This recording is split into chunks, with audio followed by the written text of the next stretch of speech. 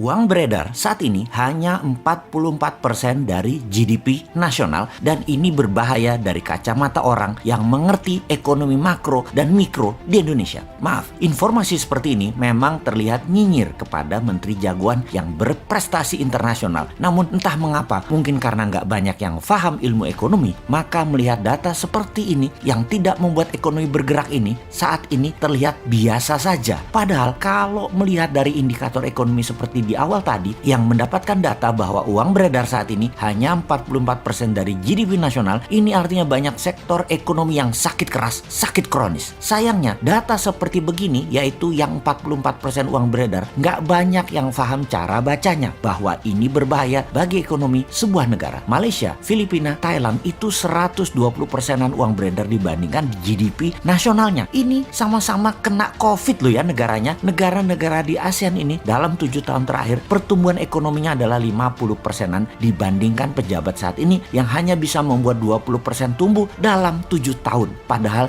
niat dan janji sucinya dulu 50%-an tumbuhnya dalam 7 tahun karena setiap tahun katanya ekonomi harus tumbuh 7%. Dan kalau semua itu tercapai tumbuhnya 50%-an. Ini harusnya ya 50%-an dalam 7 tahun. Ternyata tidak tercapai, hanya 20%. Dan untuk menutupi kegagalan tersebut, maka strategi yang dilakukan oleh yang katanya jago ekonomi dan keuangan negara tersebut yaitu menggunakan FDI, Foreign Direct Investment. Oke, bolehlah strateginya. Sekedar mengingatkan di mana nanti para newman kalau berkuasa beda strateginya. Pakai DDI, Domestic Direct Investment. Pakai kekuatan kita sendiri dalam negeri, anak bangsa. Saat ini oleh old mind, anak bangsa kekuatan sendiri tidak dipercaya. Bahkan 4L sering mengatakan Indonesia belum mampu, jadi perlu orang Tiongkok. Heran ya, kok anak bangsa diejek tapi oleh fansnya nggak ada yang mencela atau yang kecewa. Oh lupa, punya pasukan buzzer yang selalu meluruskan hal yang bengkok dengan narasi. Bener deh, sangat jelas kalau strategi sekarang adalah cinta asing. Karena itu dipilih investasi FDI. Sekali lagi, namanya juga keputusan orang populer. Semua dilakukan terlihat benar lah. Sampai suatu hari piring kalian kosong, nggak ada lauk yang bisa dimakan. Baru Anda akan percaya ada masalah bernegara ekonominya. Tapi kita ini warga negara yang baik. Kita oke, setuju FDI. Coba sekarang kita kalkulasi strategi FDI itu. Setelah kita hitung FDI dana masuk dibagi jumlah penduduk Indonesia, ternyata di Indonesia hanya dapat $100 per orang FDI-nya. Dibandingkan Singapura tahun lalu, FDI masuk ke Singapura adalah $19.000 per orangnya. Jauh langit dari bumi FDI Indonesia dibandingkan Singapura itu. Oke, kita samakan dengan Vietnam kali ini. Bagaimana? Biar nggak hilang muka tuh pejabat yang sering dapat hadiah dari negara pemberi hutangan. Vietnam ternyata dapatnya $270 per orangnya dari FDI di tahun lalu di 2020. Oke, kita ke Malaysia sekarang. Malaysia, Filipina sama dengan Indonesia. $100. Seneng? Tahu kalau Filipina dan Malaysia sama dengan Indonesia? Seneng ya? Harusnya yang nggak seneng. Old mind seneng. New mind yang nggak seneng lah. Indonesia tuh punya segalanya yang Malaysia dan Filipina nggak punya. Kok hanya dapat $100? Lalu apa strateginya? Ya kembali ke klasik. Karena old mind bisanya cuma satu, yaitu hutang lagi. Oke, mau lihat dari kacamata mana indikator ekonominya sekarang? Bagaimana kalau kita lihat dari pertumbuhan kredit? Tiap tahun harusnya kredit disalurkan itu tumbuhnya 15% dibanding tahun sebelumnya. Di mana 15% itu pasti akan menumbuhkan 7%-an ekonomi. Namun, beberapa tahun belakangan ini, kredit hanya 2-3% pertumbuhannya. Ya bagaimana ekonomi mau tumbuh 7%? Nggak ada likuiditas begitu. Bisa mikir nggak sih ini pejabat yang berkuasa tentang ekonomi? Jadi wajar kan tumbuhnya tahun lalu minus 2%. Lalu kita sudah hampir 4 kuartal nih minus terus pertumbuhannya. Kita lihat deh di awal tahun 2021 ini deh. Minus apa plus? Kalau minus jadi 4 kali atau 4 kuartal. Ini menunjukkan kinerja ekonomi negatif. Bahaya ini kalau rakyat mulai lapar. Tapi jujur deh, saya menilai bagus banget narasi para buzzernya. Sehingga rakyat nggak sadar ekonomi ke arah berbahaya. Keren buzzernya, keren. Narasinya keren. Jadi bernegara pakai narasi ya baru kali ini. Kalau yang lain kan bernarasi pakai fakta dan pakai pertumbuhan ekonomi. Kalau sekarang pakai narasi. Tapi narasi narasinya emang keren. Asli nih, kalau ternyata sampai tahun 2021 akhir rakyat ekonominya makin berat, maka bisa-bisa pejabat populer tadi jadi nggak populer. Dan jangan sampai nengok semua ke Bosman karena semua yang dikatakan Bosman terlihat benar. Tar dulu, nggak benar juga Bosman ini semua analisanya benar. Namun kalau utak-atik hitungan ekonomi rasanya jarang meleset. Lalu kalau sekali lagi sampai akhir 2021 ekonomi Indonesia masih minus, apa saran untuk mengatasi hal ini? Maka kaum New Mind akan berkata gampang, tahun 2022 pemilu dipercepat aja, nggak usah nunggu 2024. Piejal, setuju?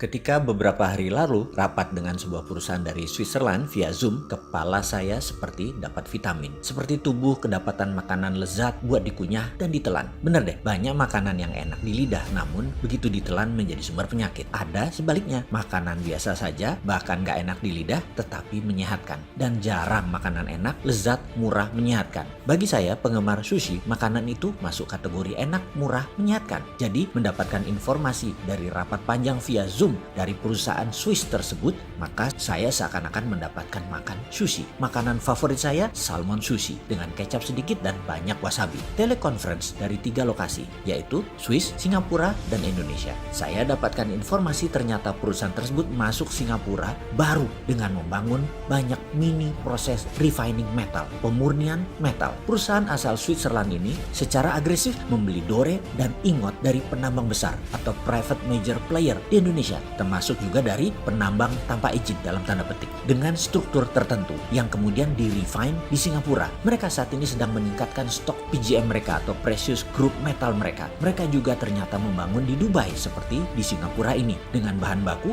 dari Afrika. Menarik, asli menarik strategi yang mereka lakukan. Mereka menghubungi saya karena nama saya kebetulan ada dalam perusahaan tambang emas di utara Manado, di salah satu pulau utara Indonesia. Mereka ingin mengambil ingotnya atau dore atau metal yang masih bercampur dengan emas yang kadarnya paling tinggi 50%. Masih ada Ag-nya, masih ada PT-nya, yang jelas Cu-nya yang paling banyak dari sisa 50% tadi. Mereka memerlukan semua mineral tadi. Sama persis seperti apa yang dilakukan pihak Cina dengan mengambil nikel yang dibela pejabat teras yang multi talent itu. Nikelnya 25%, sisanya emang isinya pasir. Ya enggak lah, ada litium, ada ferro. Wis, males dah kalau saya lanjutin urusan hal ini. Sebenarnya yang heran adalah masalah fansnya. Asli saya heran. Tanah air dikuras, bosnya mah nggak paham-paham banget. Pejabat-pejabatnya berlindung di balik kebaikan bosnya. Ketika diingatkan banyak kesalahan pejabat-pejabat tersebut, lalu bosnya dan fans bosnya dipakai buat serangan balik. Dan mereka akhirnya sudah tahunan menikmati kedaulatan menjabat dilindungi oleh bosnya. Yang pastinya fulusnya mah mereka pribadi naiknya kenceng. Bosnya mah biasa-biasa aja. Sementara itu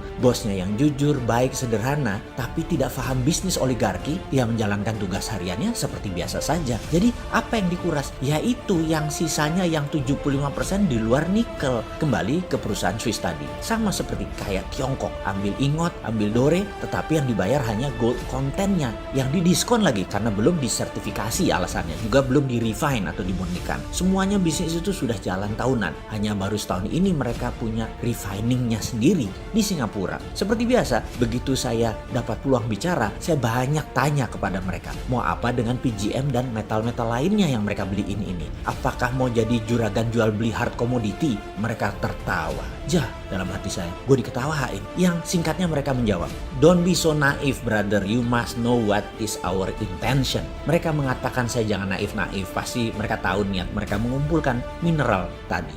Kepala saya langsung teringat 200 tahun yang lalu ketika Swiss mengumpulkan banyak metal di dunia, di mana Swiss adalah satu-satunya negara yang memiliki Swiss Metal Bank, bank metal yang menyimpan benda-benda berharga. Semua ini menjadi dasar underlying terbitnya Swiss franc, mata uang Swiss. Jadi kali ini mereka mengumpulkan kembali, apakah dengan tujuan yang sama, membuat Swiss jadi safe haven currency. Banyak ngelamun saya dalam diskusi kemarin. Setiap beberapa kalimat dari mereka saya langsung punya theater of mind, layar bioskop di kepala saya. Apa yang akan terjadi ke depan dengan strategi mereka ini? Pertama, saya geblek-geblekin yang jual material ke mereka. Jual tanah air dengan harga murah. Prinsip dagangnya begini, kalau mereka punya tambang, katakanlah tambang tembaga Freeport. Ingat ya, Freeport tambang tembaga, bukan tambang emas. Iya, tambangnya ada emasnya, tapi yang dipajakin kan koper bukan gold. Gimana sih lu?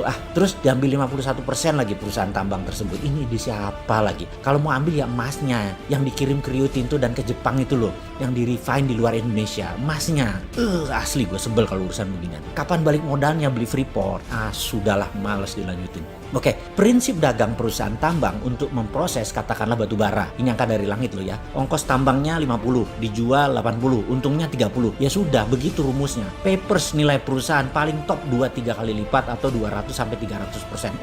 Itu pun sudah overvalue. Tapi perusahaan teknologi nilainya bisa 100 kali aset atau kapitalisasinya bisa beratus kali karena kemampuan melipat nilai papersnya tadi. Juga perusahaan metal berharga ini. Semacam VOC lah, nilai papersnya bisa berkali lipat. Jadi perusahaan Swiss tadi ambil metal untuk dijadikan jaminan underlying surat berharga seperti bond misalnya. Misalnya bond tadi diambil Swiss untuk cetak uang. Maka kertas saja yang dipindah tangankan, metal masih di tangan perusahaan Swiss tadi, katakan 10 billion dolar buat jaminan Swiss franc. Swiss membayar pinjaman tadi juga pakai bunga atau membeli dengan DP yang murah. Persis seperti pinjamnya IMF deh. Lalu misalnya negara lain, Singapura pinjam surat berharga tadi buat underlying terbitnya uang baru Singapura dolar. Kertas berharga itu pindah tangan. Tidak perlu 100% dibayar oleh Singapura, cukup 20-30% saja dari nilai. Tapi Singapura bisa cetak 100%, memanfaatkan 70% sisanya tadi. Kan ada jaminan, nggak inflasi. Ya enggak lah. Juga misalnya dinaran perlu emas, maka dinaran cukup bayar 20-30% surat berharga perusahaan Swiss tadi. Ya emasnya perusahaan Swiss ini, dan ketika diminta fisik, ya dia berikan emasnya nantinya. Tentunya harus bayar full. Tetapi selama rupiah Anda dipegang di rekening Anda di dinaran, ya emasnya dipegang perusahaan Swiss tadi. Ini asli pinter. Saya kok jadi terinspirasi ya. Kok negara kita pejabatnya nggak sepinter negara Swiss yang nggak punya laut, nggak punya sumber daya alam, bisa menjadi safe haven lagi. Oh iya, perusahaan Swiss tadi namanya Metalor.